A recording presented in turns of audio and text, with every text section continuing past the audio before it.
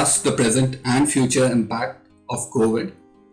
And to share their views, we have a panel of experts from across different industry verticals, right? So by the end of the session, we are hoping that each one of you would have got a different perspective and would have broadened your horizons as well. Unique and new, and that's how Cognition Conclaves is the first thing which occurred to us. And along with that, we also have opened up, WOW has branched out into a music school as well. So as you all might be aware of it, we have opened up instruments and Carnatic, along with Carnatic vocals. The Carnatic instruments are also being taught at World of Witness. So these are some of our flagship programs as well, right? So educational systems are online, and not everybody are comfortable with the online mode of education. So even students and young adults are facing problems with that. So very well answered. Thanks to the audience. Personal and professional life. So it was like no more professional life stress management versus personal life stress management, but it is altogether a new method of managing stress and anxiety. Krishnaraj Rao is the director of engineering at Nvidia with over 27 years of industry experience in the field of semiconductor technology. He has been at Nvidia for 23 years, working out... Alright, first of all, thanks for having me, and congratulations, Vinay and Karthik. 4 years, amazing accomplishment. Wish you the best. I thought I would give you a slice of Silicon Valley. So good morning from the Bay Area. And so my presentation would be quick, and I would like to go pretty quickly, but it's about the perspective from the Bay Area and how the semiconductor industry has been impacted and how we overcame its challenges and learnings from it. All right, so it might give you a different perspective, and also you'll see a lot of synergies and overlap between my presentation and what Ram and Raja Rao presented as well. All right, so I would like to go through the organizational impact as to how the whole pandemic affected our organization and my team in particular, the challenges we faced, the responses we had, learnings and opportunities, and my prediction. So there's a little bit of my perceptions intertwined with this presentation. All right, organizational impact. So the question is, how has the COVID pandemic affected my role or vertical or organization? So the short answer is, well, not much. In fact, on the contrary, the company has done really well. So that's a different perspective, right? So if you see from the lows of when the market tanked to today, this chart is showing till March, but if you consider it till today, it's more than 100% the markets have gained. And that's just the average. And the same is with the Nifty 50. It has grown close to 100% in the last 18 months. So you might think back and say, what pandemic? It's just really, everybody's doing well. And some companies, what we call as a pandemic stocks, actually did much better than that. Nvidia as a company did 3x better than this, right? So what happened, right? So the average productivity, if you look back, right, has improved across all verticals. Right? So the pandemic, in a way, has been a blessing in disguise. If you just blindly look at what happened over the 18 months. So why is this, right? So what pandemic has done is moved things around, and companies that happen to be in the right place at the right time or doing the right kind of products really benefited. And what are those areas, right? For example, Nvidia. There are a lot of acronyms here. I'll try to explain it.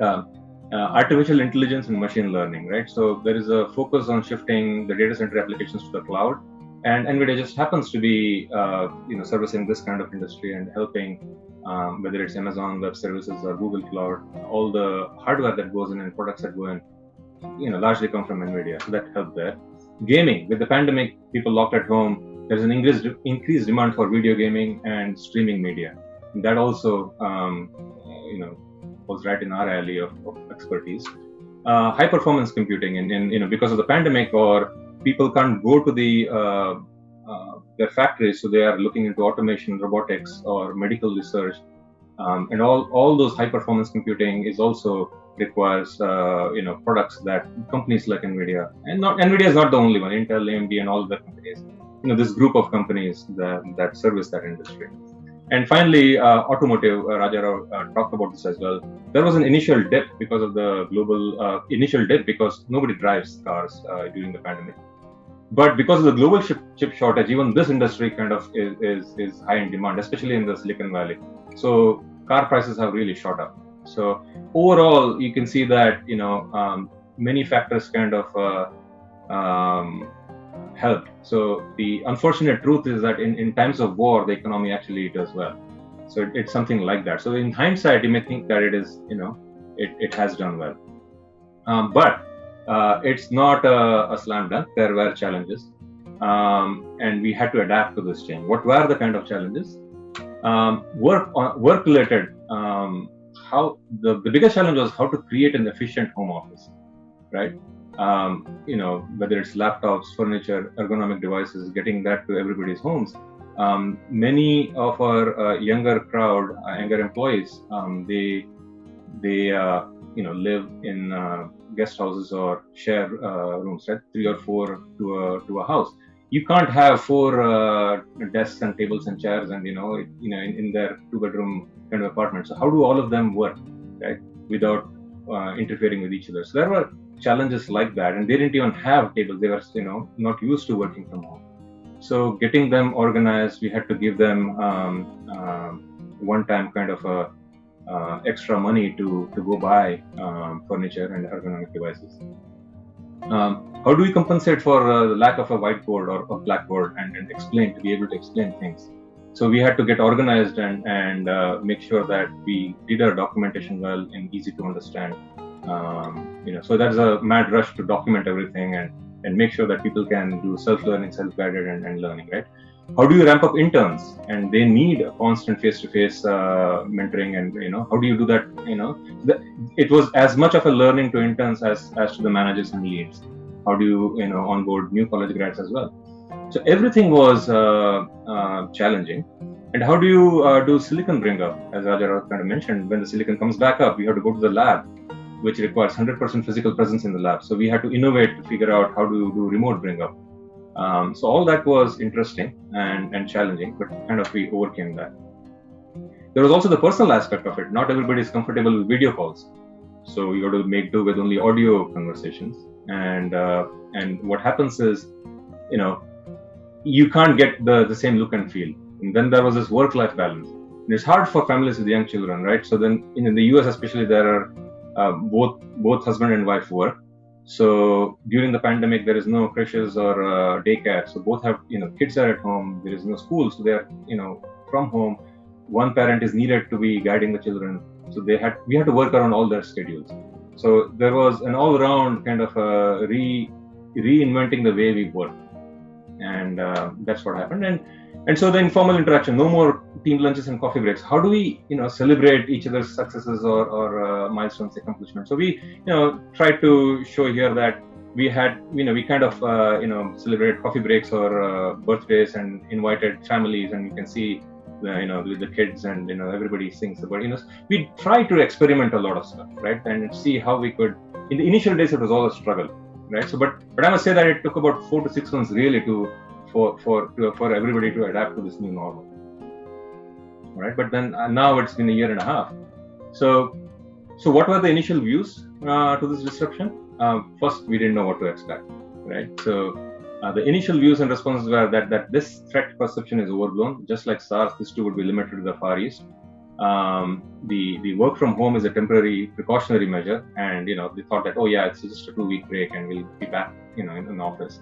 So people started pushing out their important meetings or client meetings by 2 weeks, assuming that we'll be back in office in 2 weeks. So we are looking at this beginning of this, like the March 2020, when they were just taking off. And then little did we know that these are the daily infection rates across the US in the last 18 months. I'm glad to say that we are back to that the tail end of it, but the phase 3 or third wave seems to be threatening us. But 2 to 3 weeks later, we quickly realized when we saw this steep ramp that we had to start bracing for the worst. Lots of training sessions on how to navigate through the pandemic. I showed that in the last slide.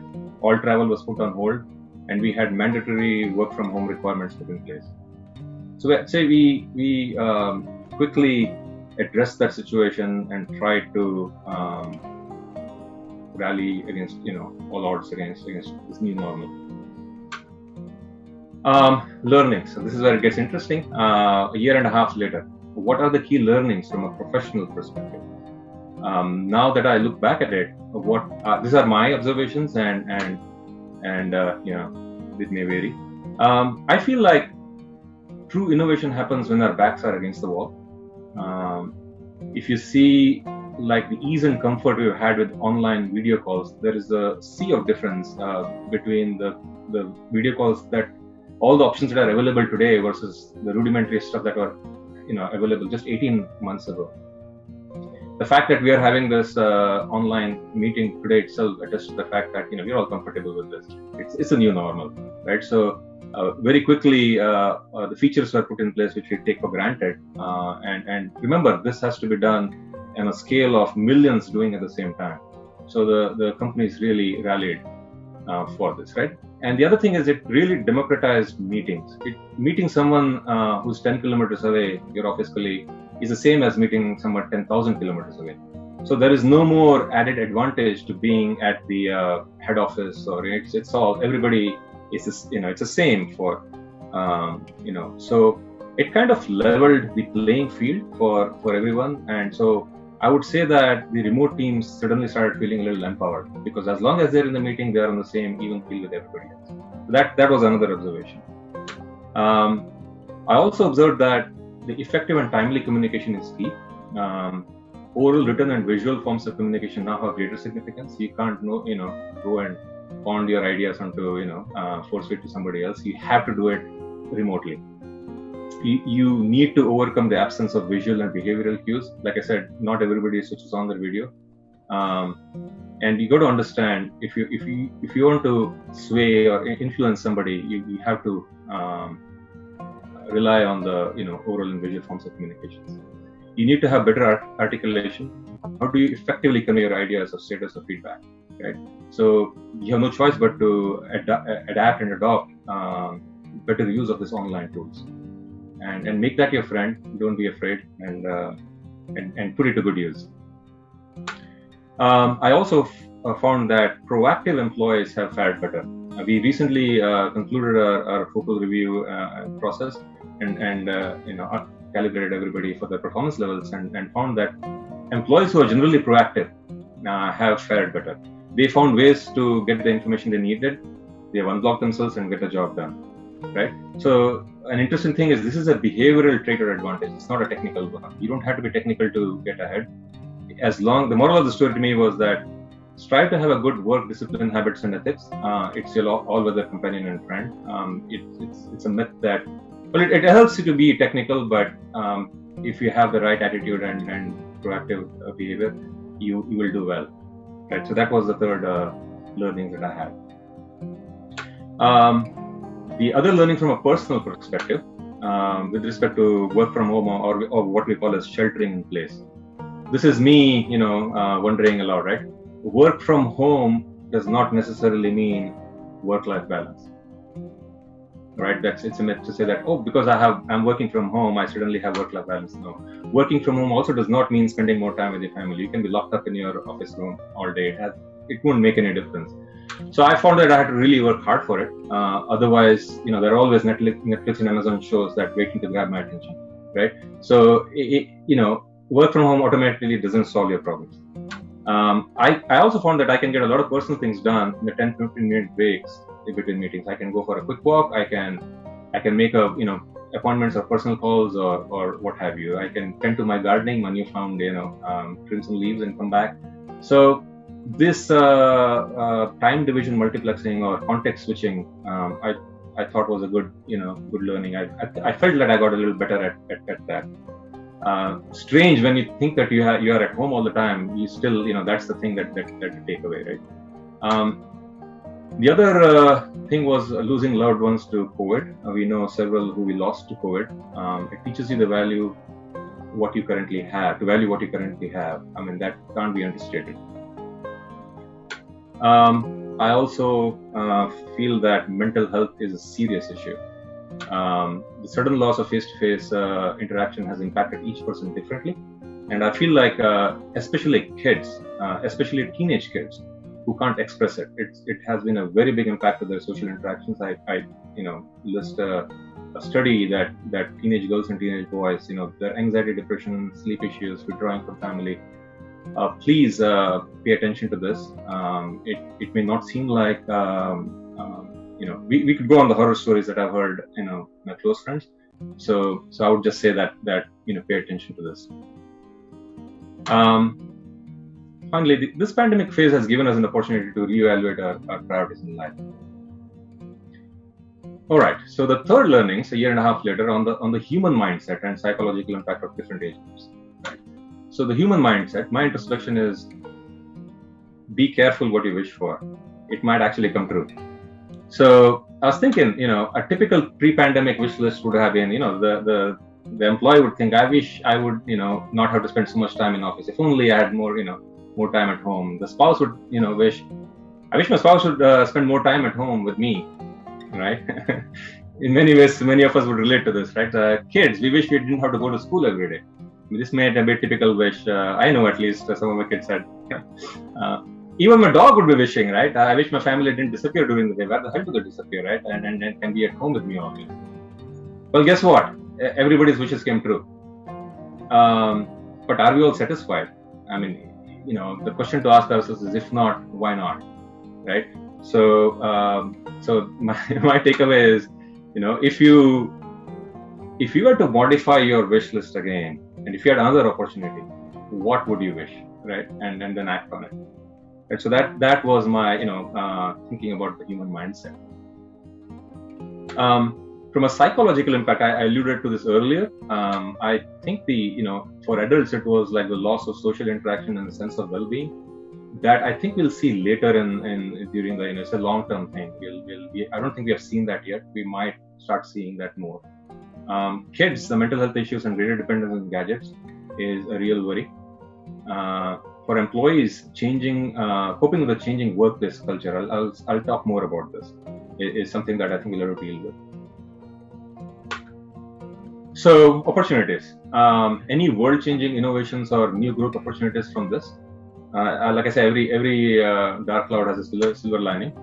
So I think the innovation and change, they go hand in hand, they go together. One begets the other. If there are changes, there is new innovation to address that. If there are innovations, then you got to adapt to that. So I feel like our concept of work will change. What we have sort of transitioned from what I call as an industrial work culture, go to office, punch in, punch out, 9 to 5 a.m. kind of a job. We still do that to a large extent. That's what we grew up with. We are transitioning that slowly, but we were transitioning slowly to a knowledge-based collaborative lifestyle, but that has accelerated. Now it doesn't matter where you work from home. It doesn't matter whether you have to get into office. You could be sitting from Hawaii, and as long as you get your job done, it's fine. That works well for a knowledge-based economy, and it's easy for me to say from Silicon Valley, which is truly knowledge-based economy. And the second thing is we are transitioning to a digital world. Thanks to this pandemic, it has accelerated. Even the UPI in India, I see that it has seen a 250% increase in transactions, both in the number of transactions and the amount of work in the transaction, right? And like close to 6 lakh crores it's approaching the last. It's a monthly transaction, right?